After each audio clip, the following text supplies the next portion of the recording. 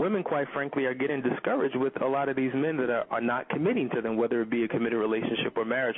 But there's a slew of reasons. I mean, we'll just go down the list. Number one, if you think about men and their mentality towards relationships, marriage is not something that is seen in a positive light. Just think about the media. Every television show you watch, every movie you watch, there always seems to be a negative spin on marriage. You know, the movie Why Did I Get Married, Part 1 and 2, the better question is, why should I get married? That's what goes on in the minds of men, because they always see sexless marriages, marriages that deal with infidelity, marriages that deal with divorce, marriages that deal with all types of emotional problems and struggles. So their concept of marriage is not positive. Therefore, they're not willing to necessarily commit to a marriage.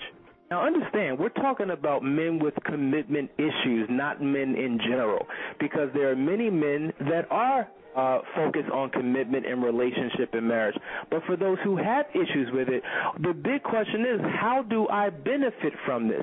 They see it as an obligation, as responsibilities. I have to be a protector, a provider, a nurturer. I have to do this. I have to be a parent. I have to be a spouse. All of these obligations they see, and they don't see what the real benefit to them is, because anything that they can get within their marriage, they can find outside their marriage. There are two relationships that men oftentimes reflect upon, which puts a negative spin on their perception of commitment. Number one, their past relationships, and number two, the relationships they saw in their home during their upbringing. If I've been hurt in my past and I make an internal vow never to put myself in a vulnerable position again to be hurt by another woman, I may fear commitment because I don't want to go through what I went through.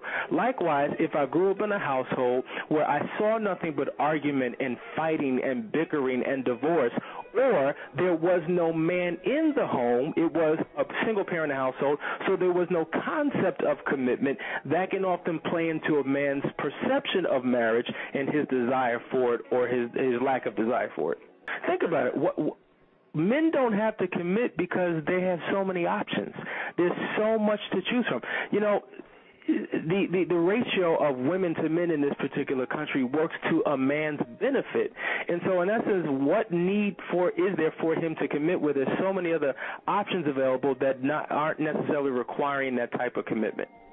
I think that if women had more of a sisterhood amongst themselves and set a standard to say, you know what, I will not cheat, I will not take advantage of another woman's relationship, I think men would have no option but to get themselves together. That is not to put all the responsibility on the woman.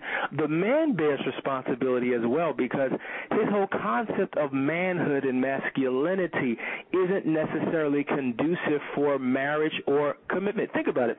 Women do relationships, but men, they do sports, they do games, they do work, they do extracurricular things. They're not always relational the way a woman is relational. Women typically initiate the marriage. They initiate the idea, they initiate the conversation about the possibility of one day getting married, but they also are the first ones statistically to initiate the divorce. Why?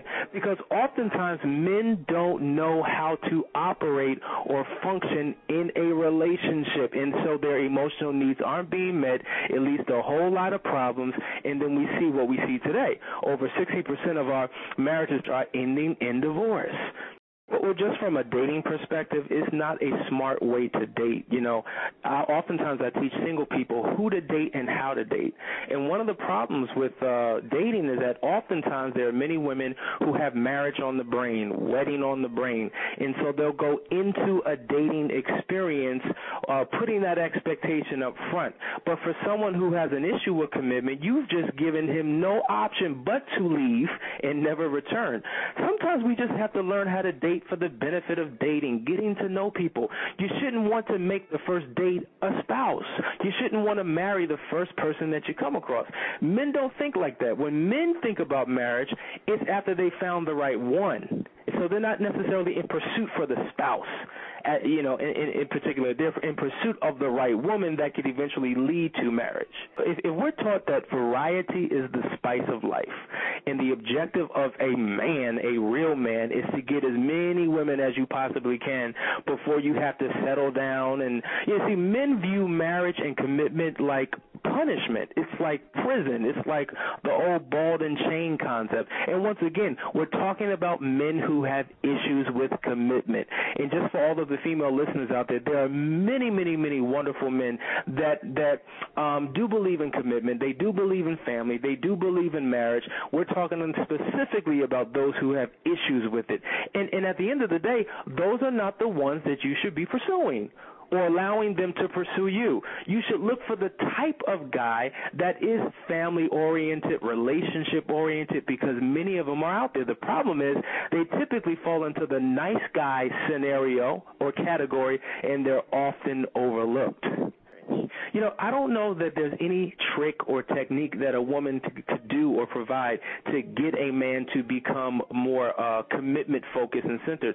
It's a change that he's got to make within himself. Think about it. Women desire marriage and family many years prior to a man desiring it. Usually later in life he has this concept of, you know what, I'm ready to settle down. And so the problem is we both have a desire at different seasons in life. And so the key is matching yourself up with someone who has the same desire within the same season that you share yours with. I think the operative word here is mentor.